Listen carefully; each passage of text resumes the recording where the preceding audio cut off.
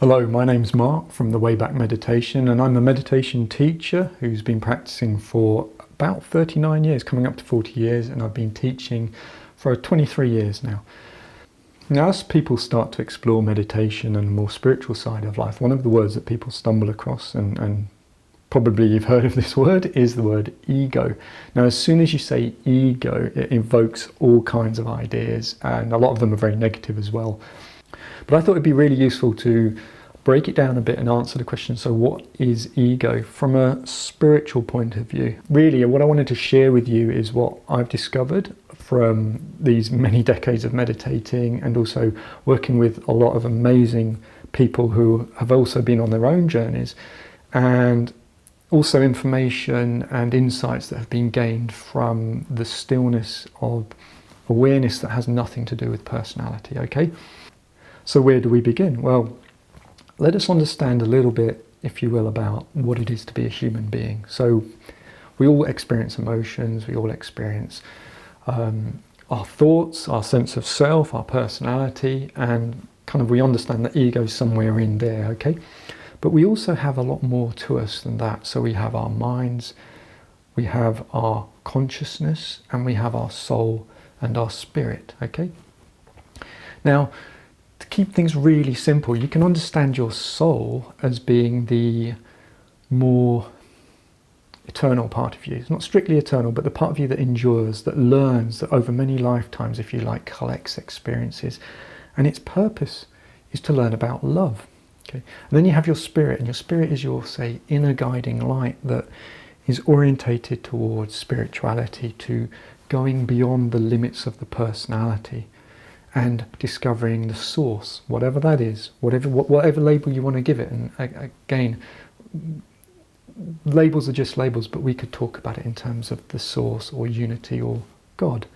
But when we say these words, we don't mean religion, and it doesn't need to subscribe to a particular belief system. The beautiful thing about meditation, the beautiful thing about the spiritual journey is it is not an intellectual journey, it is an experience-based journey. So through meditation we can start to discover that there is a part of us, call it spirit, and another part called soul, and both of them really are concerned with love, keeping it really simple. So it's all about love. And so these things are in us, they're a part of us, and they're not just functioning when we're meditating, they're actually there all the time. If you like, they're guiding principles within us that are trying to steer us in the right direction towards being more loving. Then we have personality, and the personality is the result of having thoughts, ideas, a physical body, and this physical body represents a limit. So this is me, I am not you, we are different, therefore we can focus on what makes us different or what we all have in common. So love would get us to focus on what we have in common and to love another person and to receive love from them and all of these things, which is all positive and good for the soul, good for the spirit. Ego is the opposite of that.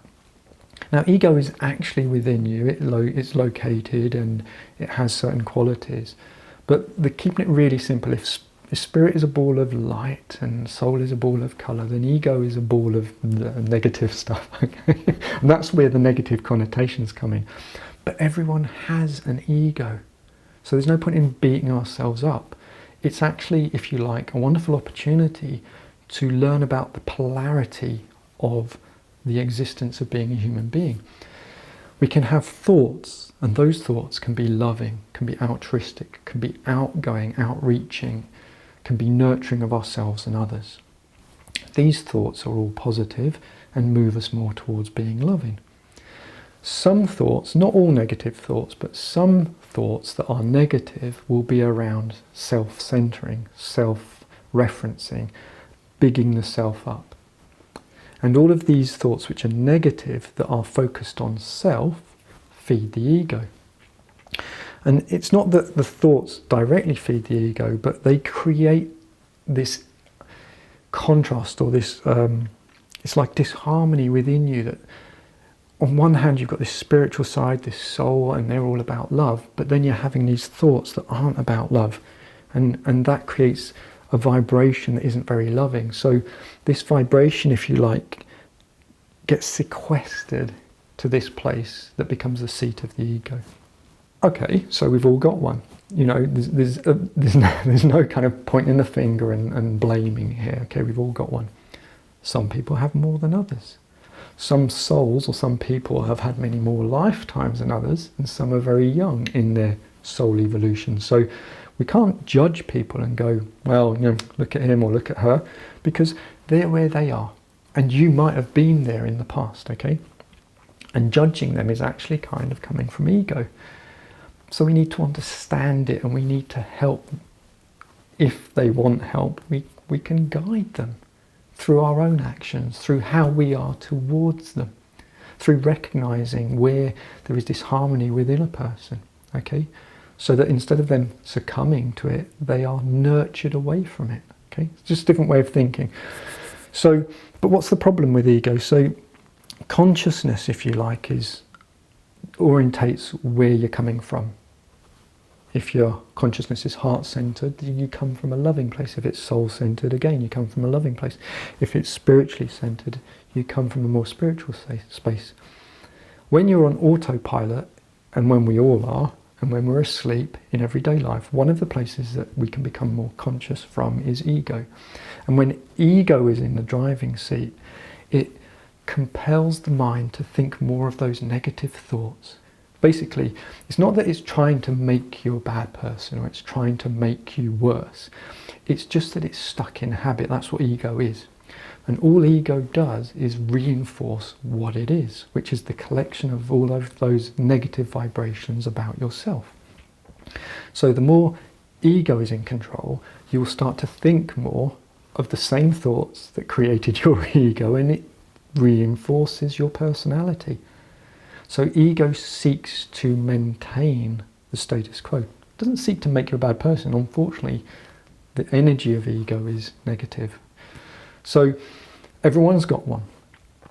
The more it is in control, the bigger it gets, the bigger it gets. And the bigger it gets, it becomes the dominant voice, if you like, within you. So if you thought about the soul and the spirit and consciousness and heart and all of these things having a voice, ego would become more brash, louder, the dominant, overbearing influence within you, and it's a lot harder to come back from that. And again, it's not impossible, but I'll give you a clue. You already, if you've been on our website, you already know, and this is where the virtues come in. So the virtues, which very briefly are humility, gratitude, respect, non-judgment, compassion and unconditional love. By working with these, what they're actually doing is reducing the dominance of the ego and increasing the awareness and alignment with love within a person. So the tools are there, okay? But we just wanted to discuss a little bit more about what ego is and understanding that we all have one. Now, one of the really interesting things is some people are actually worried that if they meditate, that they talk about like the end of the ego or the diminishing of the personality. Meditation doesn't take anything away. Becoming more spiritual, becoming more awake, gives you more choice.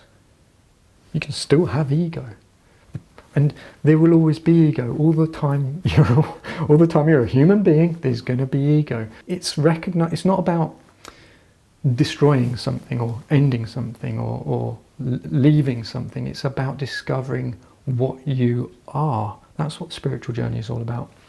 So when you discover that you're so much more, and that the stillness is this amazing thing on the inside, and that there's this source of love and all of these things, the rest of what you are has more perspective. You have more perspective. You include more. You are more. And therefore you have more choice, you have more freedom, you have more stillness, you have more love. There can still be ego. So we don't lose anything in the spiritual journey, but we do gain perspective, and we do gain the potential to discover the truth about what we are. So hopefully this little discussion has helped understand a bit more about what ego is, where it comes from, what we can do. But the virtues are a really good starting point, and so I'll put some links in here. And with that, thank you for watching this video. If you've enjoyed this, please hit that like button. If you're not already done so, subscribe, because doing that helps other people discover these videos. Thank you very much. Bless you.